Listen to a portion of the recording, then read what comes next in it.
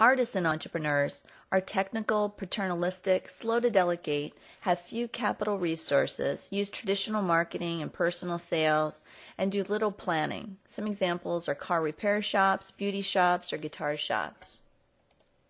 An artisan entrepreneur is someone with technical job experience. For example, a painter who becomes a painting contractor but may lack general ability in business management.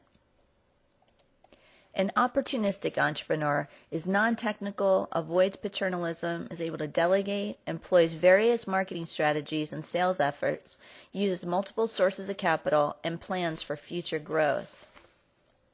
He or she usually has a more general education than the artisan entrepreneur and thinks in broader terms of strategy and financial planning. Though in the past women have had difficulties starting businesses and obtaining loans, there has been a great growth of women-owned businesses in the United States. Small firms are an important part of the U.S. economy. Almost all new jobs in the country have been generated by small businesses. Small businesses have a strong customer focus and can achieve great customer satisfaction and loyalty by their flexibility. They can outperform large operations by closely managing them. Small firms can foster a reputation for honesty and reliability in their dealings and thereby win business. Many entrepreneurs are innovators, and this mindset is more likely to surface in the operation of a small firm.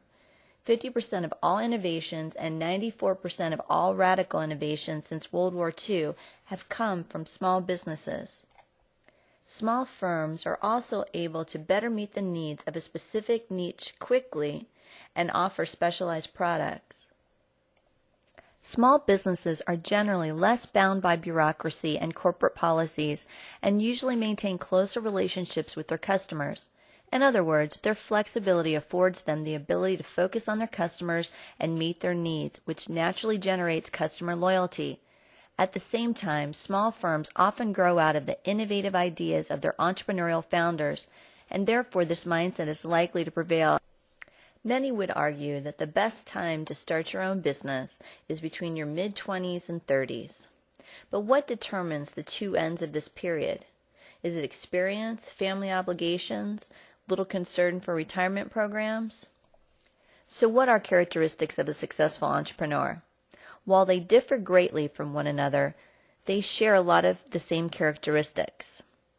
They all have a passion for the business. Michael Dell was willing to interrupt his education to devote his full energies to his computer company. They also have a lot of self-confidence with a strong internal locus of control. They're also willing to assume a moderate level of risk or a risk over which they have some control. Successful entrepreneurs are also committed and determined. They have the motivation to excel. They have good leadership skills. They're obsessed with taking advantage of opportunities. They have a good tolerance for risk, and they're pretty creative and self-reliant. When do most entrepreneurs take the plunge? Oftentimes, there are precipitating events. These are catalysts that hasten the move to entrepreneurship, like losing a job. People sometimes need to be pushed before they can become an entrepreneur. A legacy refers to what one leaves behind or passes on to others.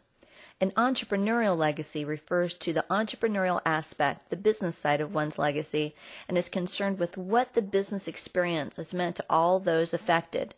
This includes the tangible elements, such as financial resources passed on to heirs and others, and also the intangible elements, such as the impact of the entrepreneurial experience on family relationships and the example of the entrepreneurial integrity to the community. Entrepreneurs build a business, a life, and a legacy day by day. Entrepreneurs should begin their venture with the end in mind.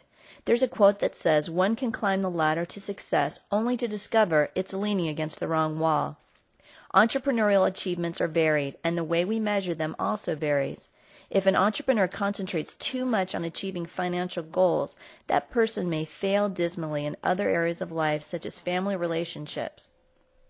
If you've ever thought about pursuing an entrepreneurial dream, I wish you the very best. If you've tried and failed, just remember that the most successful entrepreneurs have failed in business more than once. And if you're currently a successful business owner who is so busy with customers that you barely have time to listen to this presentation, congratulations. You've got what every entrepreneur hopes for.